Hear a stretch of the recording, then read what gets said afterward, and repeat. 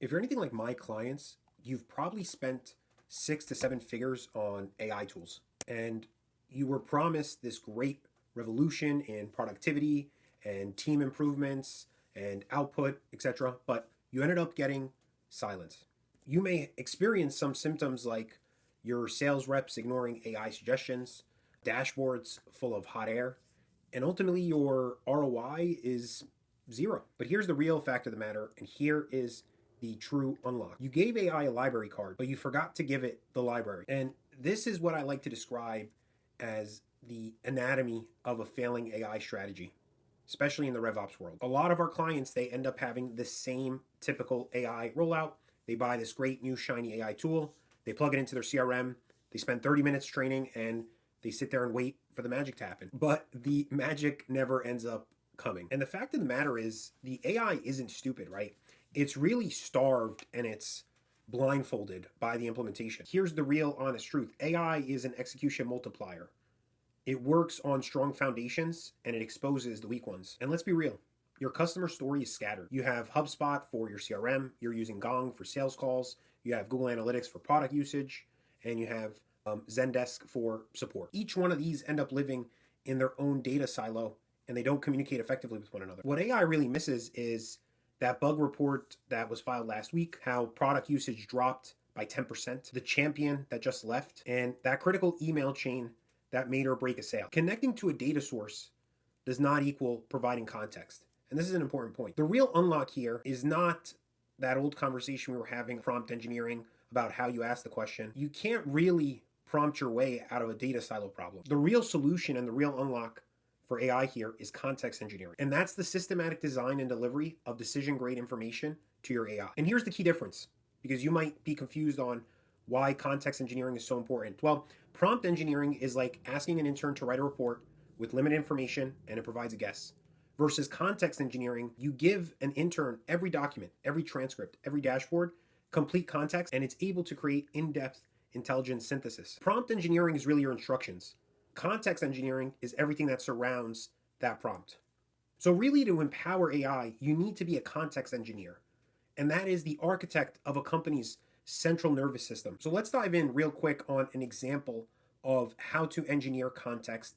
And I'm going to walk through an implementation that we've done for one of our clients. And I'm going to show you the difference in the output from a non-context configured system to a context configured system. So when we say context, what do we really mean, right? That term is so broad. Well, context is anything and everything that revolves around your business. And I'm going to show you some examples of context that we've created for our clients. So number one here, we have our general company context. This is some examples of some of our work that we've done with our clients. So this context comes in from many different angles, and it really becomes the foundation of the work that we do and how we use AI for all of our implementations, whether it's creating a blog post, whether it's creating a LinkedIn post, whether it is preparing a sales individual for a call, whether it's following up on a call, etc. So for example, here we have our company analysis. Here we include an in-depth breakdown on all of the different key details of the business. So different pricing, different competitive landscapes,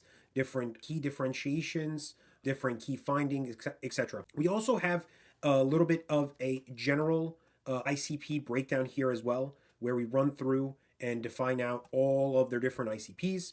We have different data sources that are important, etc. Really an important one though is defining out the ICPs. We go super in depth on each of the ICPs. Like, as you can see here from our scroll bar, this is a giant document that contains so much information about their ICP that when we create a piece of content or we use this document with AI, we end up creating stuff that is hyper contextualized and specific to the ICP. And it almost seems like you're speaking to that ICP directly. So as you see here, we're including in-depth details on who are our primary personas, firmographic essentials, primary signals, objection handling, ICP positioning. There's so much contained in here. And we do this for every single one of our different ICPs. In most businesses and most products, there's multiple ICPs or different angles you can go at it. So we end up creating an individual ICP for that. Besides that, another thing we do is we love to get context on how calls end up going. So we gather as many sales calls as possible, transcripts, and we break them down and we dissect them to really give us insights on whether our assumptions are correct or incorrect, and how prospects are dealing with the information we're providing them and how they're reacting to it. In an ideal world, we like to get different variations of sales calls, whether it be a win or an objection or a lost or a ghosted deal. We like to take all of this information and process it to determine what were some of the patterns we saw in those ghosted calls. What was said by the lead? What was said by the rep that could have led to it being a ghosted call or led to a pattern that we're seeing over and over again.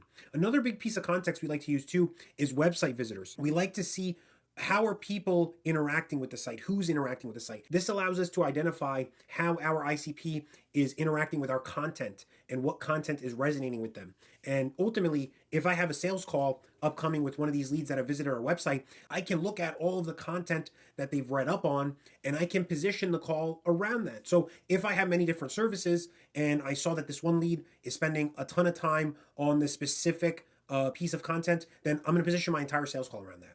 And here's where it really makes a difference when it comes to AI. I'm going to pull up here Claude Code. You could come into Claude Code and you could literally say, we perform AI social media screening services. Write for us a blog post around this topic that will generate leads. And Claude is just going to go ahead and do that. So let's pull up another Claude instance and give it the correct context that we need and compare the difference of those blog posts. So I'm going to write out a quick prompt here. So as you see here in this example, I've written out a prompt that is now hyper specific and has provided the correct context to Claude Code. Here, I reference and I said, we are the company that is described in Company Analysis, which is an in-depth document that contains a ton of information about us as a business. And then I asked for it to create a blog post that would attract our ICP, meaning if a staffing and recruiting company is searching for our services, I want to create a blog post or a piece of content that directly relates to them and looks as if I understand them so well that we're a match made in heaven for their exact needs. And this is just a high level prompt here, not to take too much time, but I'm just going to run this. This prompt can be blown up and written a lot more in depth. I think there's a lot of different ways to do that, but just to show you the difference in the quality between our two prompts and the output. Hey, real quick, sorry to take you away from the video, but if any of the tech or anything that I've described in this video sounds super cool to you and interesting, and you're looking for some help implementing this for your team, click the link in the description to get a free 30-minute consultation to figure out how we can implement this and other great ideas to your go-to-market strategy and help your RevOps team 10x their output. Now, back to the video. All right, so now we got our two blog posts. Let's compare the two. And I just want to take a second to talk about why this is so important on something as basic as a blog post.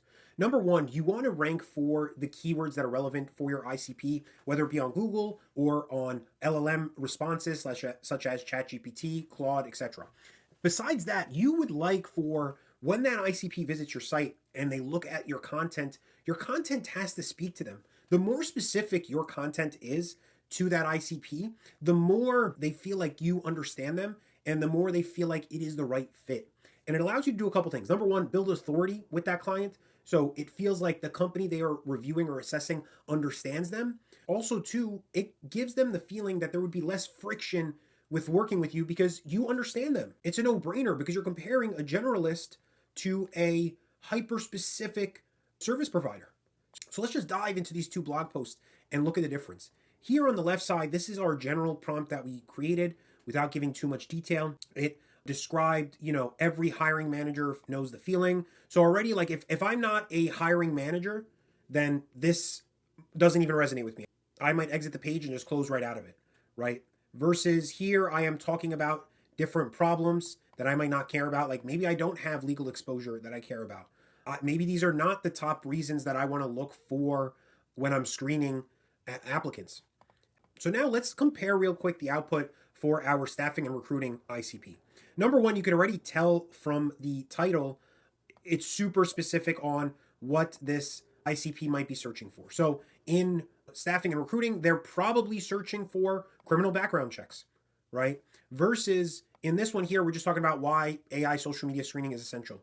They are most likely searching for criminal background checks if they are searching for this rather than AI social media screening. Here we, right off the bat, talking about an example of a staffing firm, which would be the ICP, and we've described a story here that relates directly to them. We also talk about in detail about the specific pieces that they care about the most. So most staffing and recruiting firms are maybe hiring a candidate, a temp worker, a contractor, and are doing placements for different companies.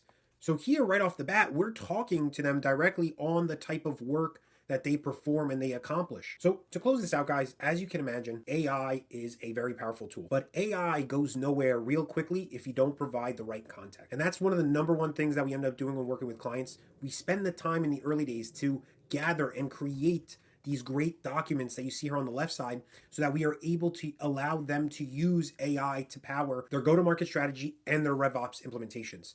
And without these documents, AI is just running amok and it's producing these general outputs that lack true value and don't really create a big impact in a business. So the key for 2026 for you is to ensure that you've set up the right context for your AI implementation to be able to empower it to produce the results that you want it in the way you want it to be. With that said, guys, thanks so much for watching and good luck out there.